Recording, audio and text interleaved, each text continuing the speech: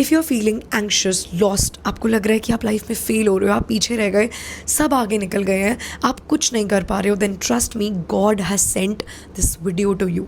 पता है, when I was in school ना, I was a brilliant student. My academic scores were always on top. मेरा I think 10th में 9.8 CGPA आया था.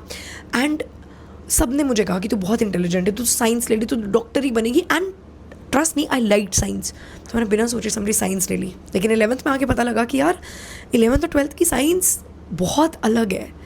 10th वाली कोई बात ही नहीं है, बहुत डिफरेंट है, बहुत मुश्किल है. प्लस मैं बहुत ज़्यादा डिस्ट्रैक्ट भी हो गई थी, तो मेरे स्कोर लिटरली यहाँ से यहाँ ड्रॉप हो गए. आप इमेजिन करो, जिस स्टूडेंट के 10th में 98%, 9.8 CGPA था मेरा, 9.8 CGPA जो स्टूडेंट ला रहा है 10th स्टैंडर्ड में, वो 11th स्टैंडर्ड में 56% पे ड्रॉप हो गया. That was me. I literally got 56% in 11th standard. अब यहाँ से मेन स्टोरी स्टार्ट होती है. तो आप ना बस क्रोनोलॉजी पे फोकस करना कि हर चीज़ एंड में कैसे जाके कनेक्ट होती है. अब मैं आ गई 12वीं क्लास में, ठीक है. ऑब्वियसली मैं डिस्ट्रैक्टेड थी, लेकिन जब मुझे रियलाइज़ हुआ कि नहीं Radhika, it's too late now, तो जितना मेरे पास टाइम था उसमें मैंने फुल मेहनत झोंक के 85% में ले आई इन 12th बोर्ड्स. अब 85% पे ऑब्वियसली मुझे कोई ग्रेट कॉलेज, कोई दिल्ली यूनिवर्सिटी का कॉलेज तो मिलने से रहा, because obviously I am a general student. तो ना मेरे को फिज़िक्स बहुत अच्छी लगती थी. एज अ सब्जेक्ट मुझे फिज़िक्स बहुत अच्छा लगता था, इंटरेस्ट था मेरा उसमें. तो मैंने बिना सोचे समझे इम्पल्सिवली ये डिसाइड कर लिया कि मैं तो जी फिज़िक्स ऑनर्स करूँगी. और मैंने एडमिशन फॉर्म भी भर दिया. सोचो, और आप जितनी ख़राब सोच सकते हो उससे भी 2-4% ज़्यादा ही ख़राब मेरी मैथ्स थी. और उस मैथ्स के साथ मैंने ये इम्पल्सिव डिसीजन ले लिया कि मैं तुझे फिज़िक्स ऑनर्स करूँगी. अब मैंने सारे एडमिशन फॉर्म भर दिए, सब फॉर्मेलिटीज़ हो गई. एक हफ्ता मुझे मिला था कि मुझे अपनी फर्स्ट सेमेस्टर की फ़ीस जमा करवानी है, विच वॉज 60,000. अब 2-3 दिन बाद I randomly got connected to this astrologer. ठीक है. अब वो एस्ट्रोलॉजर ने मुझे बोला कि तुम इतनी ब्राइट स्टूडेंट हो, फिज़िक्स ऑनर्स में अपना टाइम वेस्ट मत करो, तुम तो सरकारी नौकरी की तैयारी करो, तुम तो UPSC दो. एंड मैं हो गई पंप कि मैं दूंगी अब UPSC, मैं बनूंगी IAS ऑफिसर. तो उसने मुझे कहा कि कोई आसान सी डिग्री कर लो एंड उसके साथ साथ UPSC की तैयारी करो. तो मैंने एंड मोमेंट पे अपना फिजिक्स ऑनर्स वाला जो एडमिशन था वो एडमिशन फॉर्म कैंसिल करवाया और मैंने इंग्लिश ऑनर्स में एडमिशन ले लिया. अब जैसे तैसे करके मैंने अपना फर्स्ट ईयर निकाला and I was happy. Like मेरा इंग्लिश में शुरू से इंटरेस्ट था, सो आई वाज हैप्पी. अब मेरा सेकेंड ईयर आ गया और I think there was some random day, मुझे रात को 9-10 बजे कॉल आता है फ्रॉम दैट एस्ट्रोलॉजर. ठीक है. अब उन्होंने मुझे बोला कि राधिका ऐसे ऐसे हमारी एक मैगज़ीन होती है जो कि हिंदी में प्रिंट होती है, अब उसको ना हम इंग्लिश में भी लाने का सोच रहे हैं, तो we want someone to write it in English, मतलब like translate it in English, so will you do it for us. And I am like हाँ, obviously I will do. So they were like कि yes, please do it and we will pay you 18,000 rupees per month for doing that.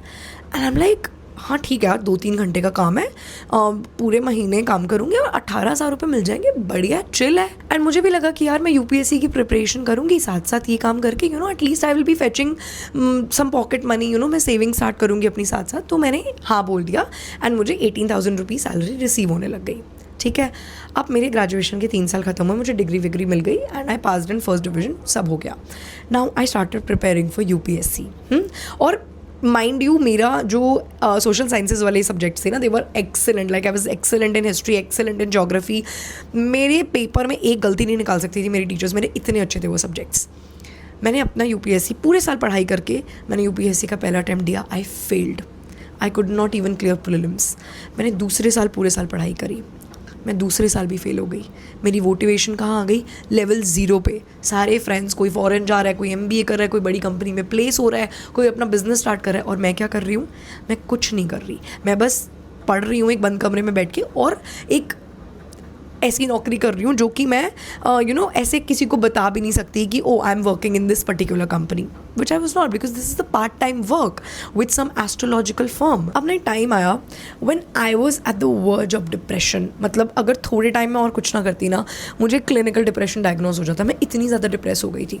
मैंने एक दिन बैठ के सोचा, मैंने कहा किसी ने मुझे कहा साइंस ले लो, मैंने साइंस ले ली. किसी ने मुझे कहा कि UPSC कर लो, मैंने UPSC कर लिया. किसी ने मुझे कहा कि इंग्लिश ऑनर्स कर लो, मैंने इंग्लिश ऑनर्स कर लिया. अब क्या? कोई भी कुछ भी वर्कआउट नहीं किया. अब क्या? अब मैं वो करूँगी जो मुझे कोई नहीं बोल रहा करने के लिए, जो मैं करना चाहती हूँ. मैंने अपने आसपास देखा कि बिना इन्वेस्टमेंट के क्या हो सकता है, बिकॉज मुझे दोबारा से अपने पापा के पास जाके ये नहीं बोलना था कि लाओ मुझे लाखों रुपया दो, मैं तो कोई और कोर्स करूँगी या मैं जाके MBA करूँगी। मेरे में हिम्मत नहीं थी ये बोलने की, बिकॉज मैं ऑलरेडी इतने सारे करियर पाथ्स चेंज कर चुकी थी। और फिर मैंने रियलाइज़ किया कि यार जो ये 3-4 साल थे मेरे, व्हेन आई वाज डिप्रेस्ड, जब मैं अपनी लाइफ में स्टक थी, तो मैंने लॉ ऑफ अट्रैक्शन के बारे में, हीलिंग के बारे में, इमोशंस के बारे में अपने लिए बहुत नॉलेज कलेक्ट कर ली थी। मैंने इतनी बुक्स पढ़ ली थी, मैंने इतनी सारी वीडियोज़ देख ली थी, मैंने इतनी बार वो चीज़ें अप्लाई कर ली थी, इतनी बार मैं फेल भी हो गई थी। तो देन आई थॉट कि now I have enough knowledge to communicate it to people. तो मैंने सोचा कि यार छोड़ो, लेट्स स्टार्ट मेकिंग वीडियोज़। अब उसके साथ साथ I was still preparing for my 3rd attempt at UPSC and I was still doing that, वो ट्रांसलेशन वाला वर्क जो मैं कर रही थी वो भी साथ साथ चल रहा था। सही है। And I started making videos. Now I had zero confidence, right. मेरे पास बिल्कुल कॉन्फिडेंस नहीं था। उस टाइम पे मेरे मुंह पे इतने मोटे मोटे पिंपल्स होते थे। ऑब्वियसली मुझे ये डर था कि यार लोग क्या बोलेंगे कि ये साइंस से कहाँ स्टार्ट हुई थी और अब कहाँ ये वीडियोज़ बना रही है, इसका UPSC भी नहीं हुआ। And then I sat down and I gave myself a little talk कि राधिका, कल को मान ले तुझे कोई बीमारी हो जाती है, सही है, और तू हॉस्पिटल में पड़ी हुई है, राइट, और ठीक है तेरे पास कुछ लिमिटेड पैसे हैं, क्या इनमें से सारे छोड़ो, कोई भी एक भी इंसान जिसके बारे में आज मैं सोच रही हूँ कि अरे मुझे जज ना कर ले, क्या वो उनमें से एक भी मेरे हॉस्पिटल के बिल्स पे करने आएगा? नहीं आएगा। अगर मुझे अपने लिए कोई मेकअप खरीदना है, कुछ भी अपनी ज़रूरत की चीज़ खरीदनी है, क्या उनमें से कोई भी इंसान उसकी पेमेंट करेगा? नहीं करेगा। मुझे ही करनी है। So it is okay, it is better to be judged than to do nothing. और मैंने अपने आप को समझाया, और लिटरली यही होता है। आप सबकी लाइफ में प्रॉब्लम्स है, सबके दिमाग में सेल्फ डाउट आता है, आप अपने आप को कितना बेटर तरीके से एक्सप्लेन कर पा रहे हो, दैट मैटर्स। तो मैंने अपने आप को समझाया, मैंने कहा जिन लोगों से की जजमेंट से आज मैं डर रही हूँ वो कौन सा वर्ल्ड बैंक के CEO लगे हुए हैं, है ना। So I just start posting videos. ठीक है, ऑब्वियसली अब ऐसा तो नहीं होता कि आपने वीडियो पोस्ट करी और एकदम से आपको कोई सक्सेस मिल जाएगा, ऑब्वियसली नॉट। करती रही वीडियोज़ पोस्ट, ठीक है, 1 दिन 2 दिन, I was consistent at it with zero desperation कि भाई इतने फॉलोअर होंगे, इतना पैसा कमाऊंगी, कुछ नहीं सोच रही थी, क्योंकि ऑलरेडी मैं उसके साथ साथ UPSC की तैयारी भी कर रही थी, अपना काम भी कर रही थी। I was just making videos for fun. And उसके बाद I gave my 3rd attempt and obviously I failed again. लेकिन इस बीच में एक बहुत सही बात हुई। I still remember it was around 8:45 8:47 PM at night, और मुझे एक लड़के का मैसेज आता है। एंड उस टाइम पे मेरे थे अराउंड 400-500 फॉलोअर्स थे, ज़्यादा नहीं थे। मुझे एक लड़के का मैसेज आता है कि दीदी आपकी वीडियो देखी थी, काफ़ी रिलेटेबल लगी, मुझे आपसे बात करनी है, आप कितने पैसे चार्ज करोगे? And I was like what, मतलब you will pay me to talk to me, like I will earn money for talking to people? And जो भी उस टाइम पे मैंने उसको बताया, बहुत कम अमाउंट था, तो मैंने उसे बता दिया। And I took the first session of my life. And उसके बाद I was like this is my calling, this is what I want to do. Because when I was talking to that person, ना उस 1 घंटे में इतने सालों में पहली बार हुआ था that I was feeling my self. I gave my 100% and I field so happy. उस दिन, उस रात को जो मुझे नींद आई थी ना, I can never forget that sleep. I was so satisfied. और आज ना उस बात को अराउंड 1.5 साल हो गया है, and you all know my growth.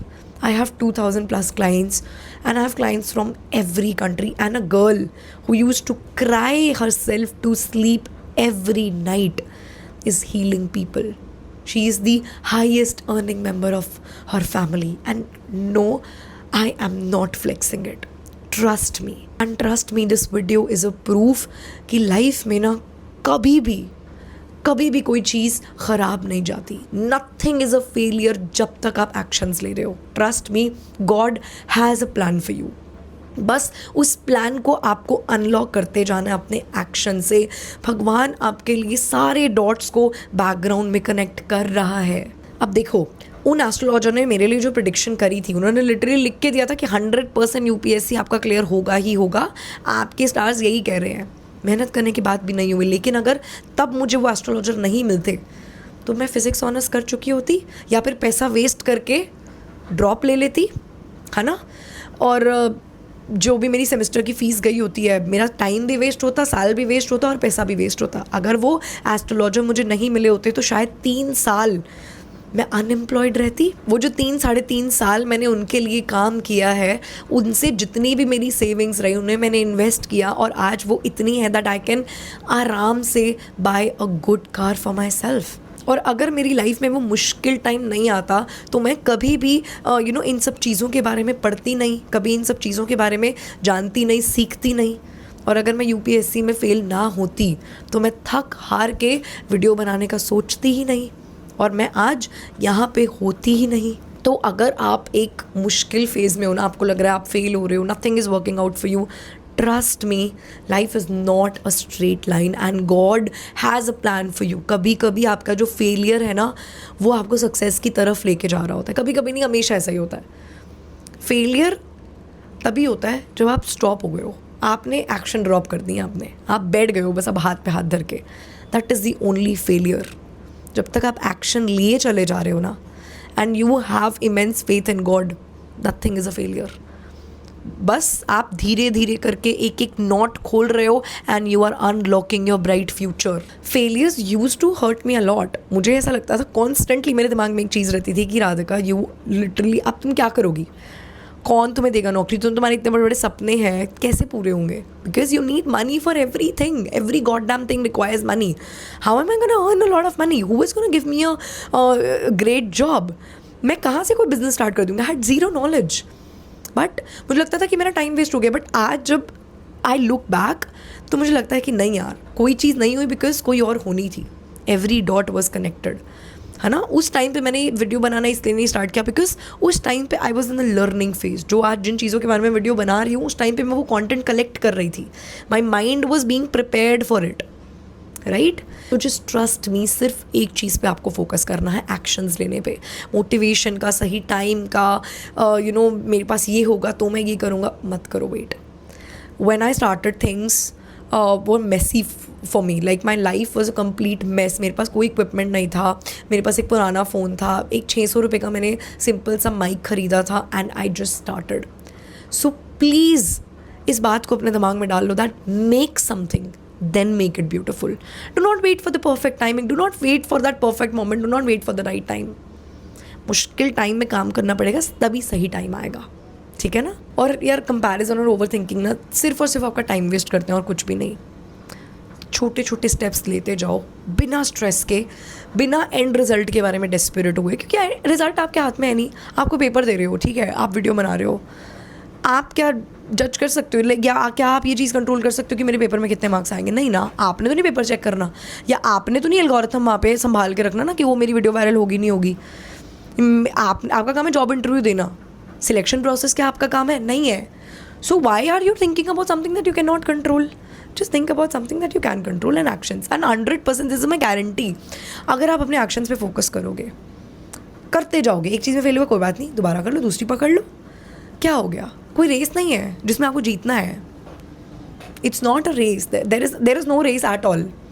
तो बस अपनी टाइमलाइन के हिसाब से काम करते जाओ, and God has a plan for you, trust me. और हाँ, अगर वीडियो पसंद आई हो ना तो चैनल को सब्सक्राइब करना मत भूलना। हम मिलते हैं नेक्स्ट वीडियो में, तब तक के लिए बाय।